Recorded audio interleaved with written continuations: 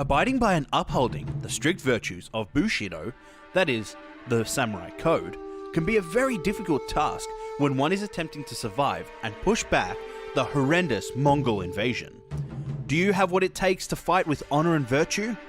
I'm Sammins from the Beta Network, here to help answer the question, are you worthy of becoming a samurai? Oh wait, that's not right. Oh, here it is. Should you play Ghost of Tsushima? Ghost of Tsushima is Sucker Punch's brand new IP that puts players in the shoes, or rather sandals, of Jin Sakai of the Sakai clan. I am Jin Sakai, nephew to the great Lord Shimura. Jin is one of the greatest samurai warriors that Tsushima has ever had. He strikes with speed and precision, leaving many dead soldiers in his wake. He joins his uncle, Lord Shimura, the leader of the samurais, in the war against the invading Mongol army on Komoda Beach. And he loses, almost dying in the process. Now players are tasked with rebuilding Jin to his former glory and learning new skills to prepare him to face off against Khotan Khan, cousin of Kublai Khan, who is the grandson of the ferocious Genghis Khan. And yeah, I know I probably pronounced those names incorrectly. Early on, it becomes clear that a samurai's path is never easy. Jin will have to make certain heavy moral decisions regarding his conduct in battle. Things that are unbecoming of a traditional samurai become Jin's weapons, including killing enemies from the shadows, becoming known as, well, a ghost. He does whatever it takes to win back the land of Tsushima. That includes killing every soldier in his way. The strong points of this narrative is the relationships that Jin has with other people in the game. He develops strong friendships with many people from many backgrounds, and these relationships are tested by this seemingly never-ending war. Players will meet old friends from Jin's past and help them with various issues that they may face. One quest even requiring Jin to track down an old, and let's say questionable pupil of his former teacher. Each main and side quest has been well thought out and always gives players fascinating and unique stories, either through individual quests or a succession of quests. While still using the very familiar combat formula of light and heavy attacks, as well as dodge, block, parry and counterattack, the developers absolutely nailed the feel and flow of each sword fight, and they did it without even using a lock-on mechanic. Being able to land a nice combo to stagger an enemy in front and then immediately parry or dodge an incoming strike from elsewhere feels absolutely brilliant. Sucker Punch also ensured that a quick succession of attacks from various enemies could occur at any time, meaning that the player really needs to be focused in combat, and this just heightened the intensity. There is no noticeable enemy queuing, which is when some enemies wait behind a few main attackers that are engaged in combat with the player, and then enter combat with the player once their fellow soldiers have died. This is a much more interesting approach to group combat, as it means the player does not get a sense of reprieve once starting a battle with a large group of opponents. The key to winning battles is patience, learning enemy attack patterns, and then striking at the opportune time. Different types of enemies have their own attack patterns, which they can often mix up to attempt to put the player on the back foot. Jin is equipped with an array of weapons including his trusty katana, short bow, kunai, which are throwing knives, as well as various throwable bombs. The kunai and the bombs can really save the player when they're in a bind in battle, and I found myself often resorting to using these tools to prevent myself from falling to the Mongol sword, as well as to escape the area if necessary. Before we continue, if you have been enjoying this video, please make sure to hit that subscribe button and hit all. Each subscriber really helps to grow our channel, meaning we can bring out more videos just like this every week. So help us hit our goal of 200 subs. It will definitely be worth it. The land of Tsushima is tremendous. Players can scale large mountainous areas, which often make good vantage points against opposition soldiers, as well as explore lively forests filled with beasts, both tame and vicious.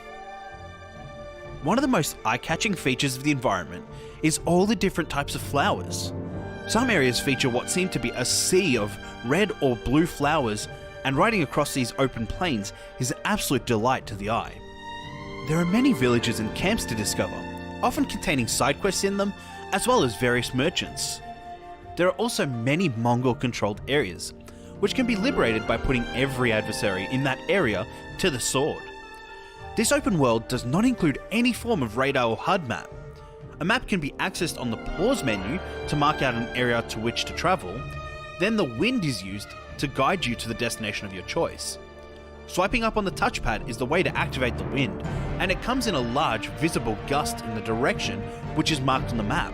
This took me a few moments to get used to, but is now such a welcomed mechanic, as this means that there is no large compass or map taking up a portion of the screen. The character models in this title look absolutely phenomenal. However, it is noticeable that the most effort was put into the characters' faces and expressions, whereas the rest of the body seemed to be a little bit simpler in design.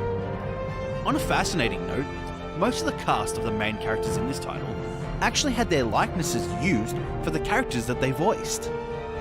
This is definitely a benefit to the game, as the characters' facial expressions are often very realistic looking, with emotions being conveyed well in visual presentation alone, along with a few occasional goofy expressions mixed in.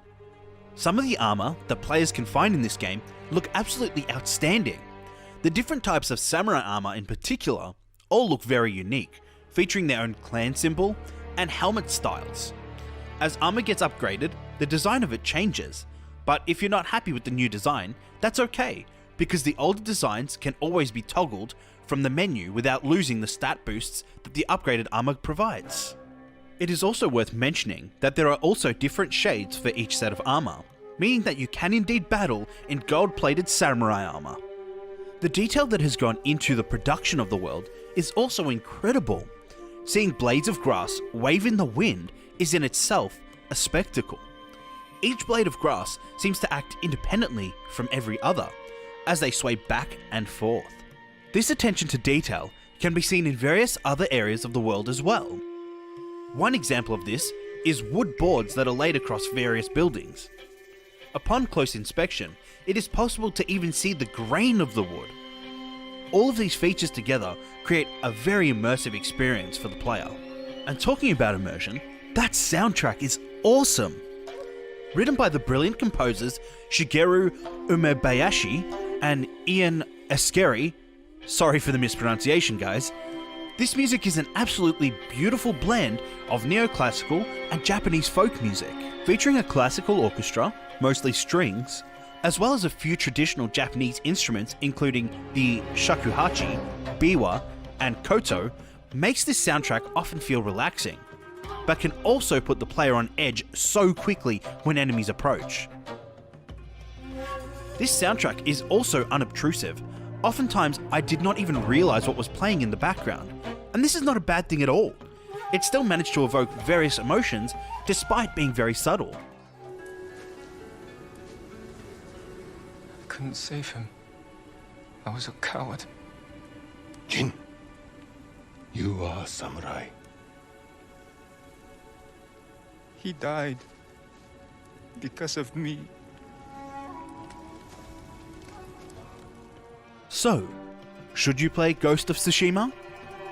Of course you should. I'm surprised you haven't bought the game already.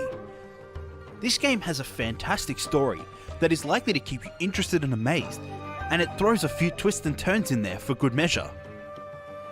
If you like satisfying sword combat, or are interested in samurai culture, then this game is definitely for you. And if you're not looking for those things, I would still recommend that you give this a go. You'll thank me for it. Make sure to let us know what you think in the comments below. We always love hearing your thoughts on games we talk about and appreciate your feedback. Also, why don't you head over to our website, thebetanetwork.net. We publish multiple articles every single week, and you can find our fortnightly podcast there also. Thanks for watching this video. Please make sure to stay tuned because we post more content like this every single week.